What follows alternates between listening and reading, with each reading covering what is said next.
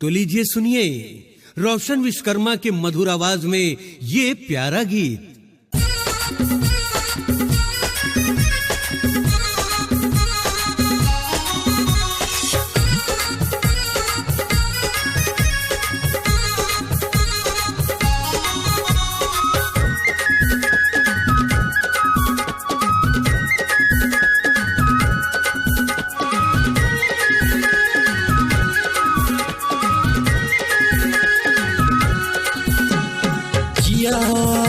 हे जिया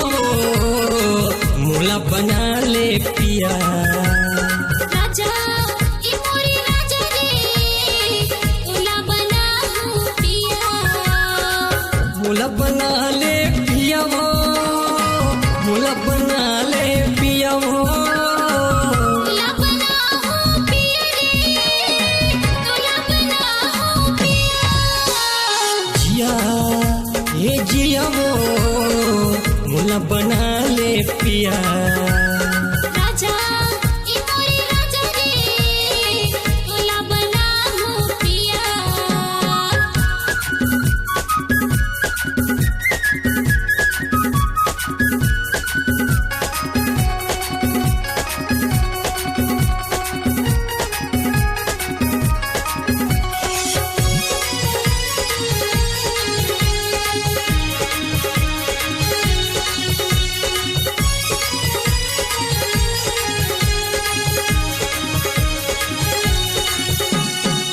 जिंदगी के संगवारी बना के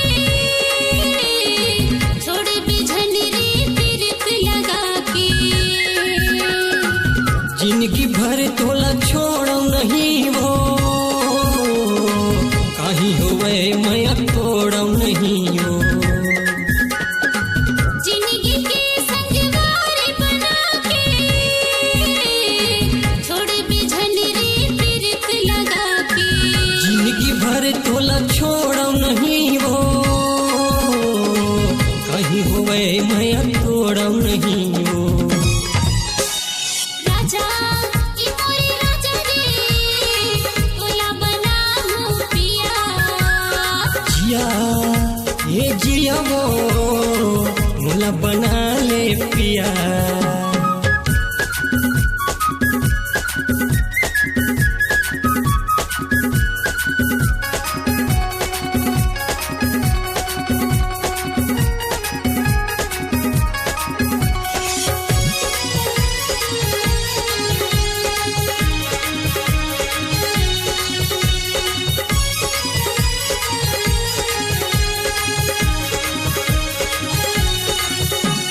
मुझ मुस्कान तोरे चेहरा गोरी बस हवच वो नैना भितरी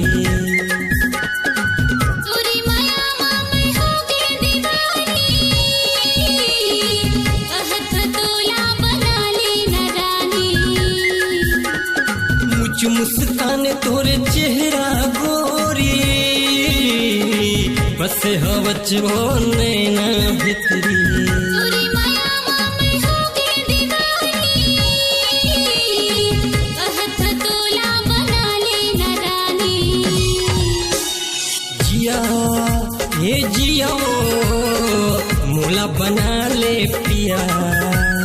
राजा ई मोरी राजा रे तोला बना हूँ पिया मोला बना ले पिया मोला बना ले पिया तोला बना हूँ पिया रे तोला बना हूँ पिया जिया